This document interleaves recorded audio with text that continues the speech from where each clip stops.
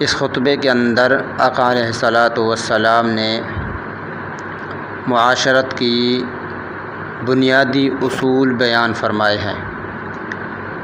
امانت کے دینے کے بارے میں بیان فرمایا، وراثت کے بارے میں بیان فرمایا، خادموں کے ساتھ اچھا سلوک کرو اس کے متعلق بیان فرمایا، اور آقا علیہ الصلاۃ والسلام نے اس وقت اپنے تبلیغی احکام کے لحاظ سے لوگوں کو اپنی تبلیغی کاموں پر گواہ بنایا اور لوگوں نے حضور کے حق میں گواہی دی۔ ان سب کے بارے میں اس خطبہ کے اندر بیان ہوگا۔ ہمارے ساتھ رہیے آخر تک، بہت ہی آپ لوگوں کو اچھا لگے گا۔ اگر آپ ہمارے چینل پر نئے ہیں، ہمارے چینل کو سبسکرائب کریں، ویڈیو کو لائک اور شیئر کریں۔ شروع کرتے ہیں ابتدائیہ کے طور پر۔ حج کے دن حضور صلی اللہ علیہ وآلہ وسلم عرفہ تشریف لائے، اور آپ صلی اللہ علیہ وآلہ وسلم نے وہاں قیام فرمایا۔ جب سورج ڈھلنے لگا تو آپ صلی اللہ علیہ وآلہ وسلم نے اپنی اونٹنی قصوہ لانے کا حکم فرمایا۔ اونٹنی تیار کر کے حاضر کی گئی تو آپ صلی اللہ علیہ وآلہ وسلم اس پر سوار ہو کر بطن وادی میں تشریف فرما ہوئے اور اپنا وہ خطبہ ارشاد فرمایا جس میں دین کے اہم امور بیان فرمائے۔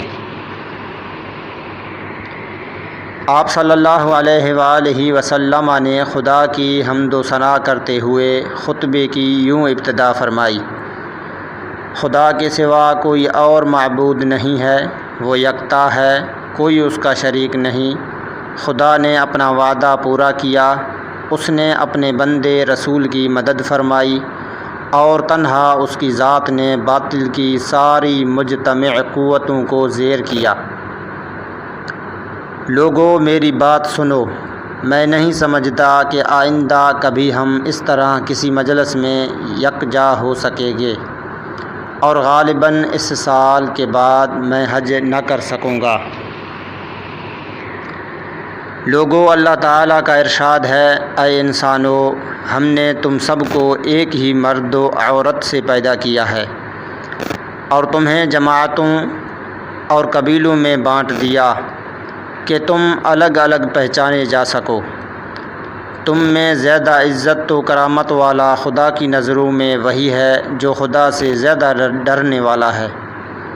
چنانچہ اس آیت کی روشنی میں نہ کسی عرب کو عجمی پر کوئی فوقیت حاصل ہے، نہ کسی عجمی کو کسی عرب پر، نہ کالا گورے سے افضل ہے، نہ گورا کالے سے۔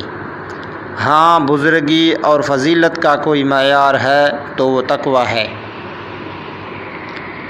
انسان سارے ہی آدم کی اولاد ہیں، اور آدم مٹی سے بنائے گئے۔ اب فضیلت و برتری کے سارے دعوے، خون و مال کے سارے مطالبے اور سارے انتقام میرے پاؤں تلے روندے جا چکے ہیں۔ بس بیت اللہ کی تولیت اور حاجیوں کو پانی پلانے کی خدمات علی حال ہی باقی رہیں گی۔ حقوق کی ادائیگی کا حکم۔ آپ صلی اللہ علیہ وآلہ وسلم نے ارشاد فرمایا: قریش کے لوگوں، ایسا نہ ہو کہ اللہ کے حضور تم اس طرح آؤ کہ تمہاری گردنوں پر تو دنیا کا بوجھ لدا ہو اور دوسرے لوگ سامان آخرت لے کر پہنچیں، اور اگر ایسا ہوا تو میں خدا کے سامنے تمہارے کچھ کام نہ آ سکوں گا۔ نسلی تفاخر کا خاتمہ۔ قریش کے لوگوں، خدا نے تمہاری جھوٹی نخوت کو ختم کر ڈالا، اور باپ دادا کے کارناموں پر تمہارے فخر و مباحات کی کوئی گنجائش نہیں ہے۔ زندگی کا حقوق۔ لوگوں، تمہارے خون و مال اور عزت ہمیشہ کے لیے ایک دوسرے پر قطعاً حرام کر دی گئی ہیں۔ ان چیزوں کی اہمیت ایسی ہی ہے جیسی اس دن کی اور اس ماہ مبارک ذی الحجہ کی، خاص کر اس شہر میں ہے۔ تم سب خدا کے حضور جاؤ گے اور وہ تم سے تمہارے اعمال کی باز پرس فرمائے گا۔ دیکھو کہیں میرے بعد گمراہ نہ ہو جانا کہ آپس میں ہی کشت و خون کرنے لگو۔ مال کے تحفظ کا حق۔ اگر کسی کے پاس امانت رکھوائی جائے تو وہ اس بات کا پابند ہے کہ امانت رکھنے والے کی امانت پہنچا دے۔ افراد معاشرہ کا حق۔ لوگوں، ہر مسلمان دوسرے مسلمان کا بھائی ہے اور سارے مسلمان آپس میں بھائی بھائی ہیں۔ خادموں کا حق۔ اپنے غلاموں کا خیال رکھو، ہاں غلاموں کا خیال رکھو، انہیں وہی کھلاؤ جو خود کھاتے ہو، ایسا ہی پہناؤ جو خود پہنتے ہو۔ دور جاہلیت کا سب کچھ میں نے اپنے پیروں تلے رون دیا۔ زمانہ جاہلیت کے خون کے سارے انتقام اب کالعدم ہیں۔ پہلا انتقام جسے میں کالعدم قرار دیتا ہوں میرے اپنے خاندان کا ہے۔ ربیعہ بن حارث کے دودھ پیتے بیٹے کا خون جسے بنو حذیل نے مار ڈالا تھا اب میں معاف کرتا ہوں۔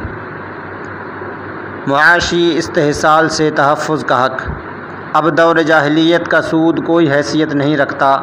پہلا سود جسے میں چھوڑتا ہوں عباس بن عبد المطلب کے خاندان کا سود ہے، اب یہ ختم ہو گیا۔ وراثت کا حق۔ لوگوں، خدا نے ہر حقدار کو اس کا حق خود دے دیا، اب کوئی کسی وارث کے حق کے لیے وصیت نہ کرے۔ نومولود کے تحفظ نسب کا حق۔ بچہ اس کی طرف منسوب کیا جائے گا جس کے بستر پر وہ پیدا ہوا۔ جس پر حرام کاری ثابت ہو اس کی سزا پتھر ہے اور ان کا حساب و کتاب خدا کے ہاں ہوگا۔ معاشرتی شناخت کا حق۔ جو کوئی اپنا نسب بدلے گا یا کوئی غلام اپنے آقا کے مقابلے میں کسی اور کو اپنا آقا ظاہر کرے گا تو اس پر خدا کی لعنت ہوگی۔ قرض کی وصولی کا حق۔ قرض قابل ادائیگی ہے، عاریۃً لی ہوئی چیز واپس کرنی چاہیے، تحفے کا بدلہ دینا چاہیے اور جو کوئی کسی کا ضامن بنے وہ تاوان ادا کرے۔ ملکیت کا حق۔ کسی کے لیے یہ جائز نہیں ہے کہ وہ اپنے بھائی سے کچھ لے سوائے اس کے جس پر اس کا بھائی راضی ہو اور خوشی خوشی دے۔ خود پر اور ایک دوسرے پر زیادتی نہ کرو۔ خاندان اور بیوی کے باہمی حقوق۔ عورت کے لیے یہ جائز نہیں کہ وہ اپنے شوہر کا مال اس کی اجازت کے بغیر کسی کو دے۔ دیکھو، تمہارے اوپر تمہاری عورتوں کے کچھ حقوق ہیں، اسی طرح ان پر تمہارے حقوق واجب ہیں۔ عورتوں پر تمہارا یہ حق ہے کہ وہ اپنے پاس کسی ایسے شخص کو نہ بلائیں جسے تم پسند نہیں کرتے اور وہ کوئی خیانت نہ کریں، کوئی کام کھلی بے حیائی کا نہ کریں۔ اگر وہ ایسا کریں تو خدا کی جانب سے اجازت ہے کہ تم انہیں معمولی جسمانی سزا دو اور وہ باز آ جائیں تو انہیں اچھی طرح کھلاؤ پہناؤ۔ خواتین کے حقوق۔ عورتوں سے بہتر سلوک کرو کیونکہ وہ تمہاری پابند ہیں اور خود اپنے لیے وہ کچھ نہیں کر سکتی، چنانچہ ان کے بارے میں خدا کا لحاظ رکھو کہ تم نے انہیں خدا کے نام پر حاصل کیا اور اسی کے نام پر وہ تمہارے لیے حلال ہوئیں۔ لوگوں، میری بات سمجھ لو، میں نے حق کی تبلیغ ادا کر دیا۔ قانون کی اطاعت۔ میں تمہارے درمیان ایک ایسی چیز چھوڑے جاتا ہوں کہ تم کبھی گمراہ نہ ہو سکو گے اگر اس پر قائم رہے، اور وہ خدا کی کتاب ہے۔ اور ہاں دیکھو، دینی معاملات میں غلو سے بچنا کہ تم سے پہلے کے لوگ انہی باتوں کے سبب ہلاک کر دیے گئے۔ قانون کی حکمرانی۔ شیطان کو اب اس بات کی کوئی توقع نہیں رہ گئی ہے کہ اب اس کی اس شہر میں عبادت کی جائے گی، لیکن اس بات کا امکان ہے کہ ایسے معاملات میں جنہیں تم کم اہمیت دیتے ہو اس کی بات مان لی جائے اور وہ اس پر راضی ہے، اس لیے تم اس سے اپنے دین و ایمان کی حفاظت کرنا۔ اللہ کے حقوق۔ لوگوں، اپنے رب کی عبادت کرو، 5 وقت کی نماز ادا کرو، مہینے بھر کے روزے رکھو، اپنے مالوں کی زکوٰۃ خوش دلی کے ساتھ دیتے رہو، اپنے خدا کے گھر کا حج کرو اور اپنے اہل امر کی اطاعت کرو، اپنے رب کی جنت میں داخل ہو جاؤ گے۔ انصاف کا حق۔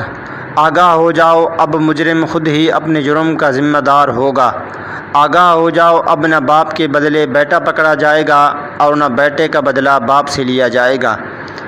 عوام الناس کا پیغام ہدایت سے آگاہی کا حق۔ سنو، جو لوگ یہاں موجود ہیں انہیں چاہیے کہ یہ احکام اور یہ باتیں ان لوگوں کو بتا دیں جو یہاں نہیں ہیں، ہو سکتا ہے کہ کوئی غیر موجود تم سے زیادہ سمجھنے اور محفوظ رکھنے والا ہو۔ حضور نبی اکرم صلی اللہ علیہ وآلہ وسلم کا حق۔ اور لوگوں، تم سے میرے بارے میں خدا کے ہاں سوال کیا جائے گا، بتاؤ تم کیا جواب دو گے؟ لوگوں نے جواب دیا، ہم اس بات کی شہادت دیں گے کہ آپ نے امانت دین پہنچا دی اور آپ نے حق رسالت ادا فرما دیا اور ہماری خیر خواہی فرمائی۔ یہ سن کر حضور صلی اللہ علیہ وآلہ وسلم نے اپنی انگشت شہادت آسمان کی جانب اٹھائی اور لوگوں کی جانب اشارہ کرتے ہوئے 3 مرتبہ دعا فرمائی، خدایا گواہ رہنا، خدایا گواہ رہنا، خدایا گواہ رہنا۔ اس تاریک دور میں حضور اکرم صلی اللہ علیہ وآلہ وسلم نے دنیا کو تکریم آدمیت اور حقوق انسانی کا عملی درس دیا اور ایک دوسرے کے حقوق و فرائض سے آگاہ فرمایا۔ آپ صلی اللہ علیہ وآلہ وسلم نے حقوق و فرائض کی فکری اساس اور عملی نفاذ پر مبنی تاریخ ساز، دائمی، جامع اور ہمہ گیر منشور انسانی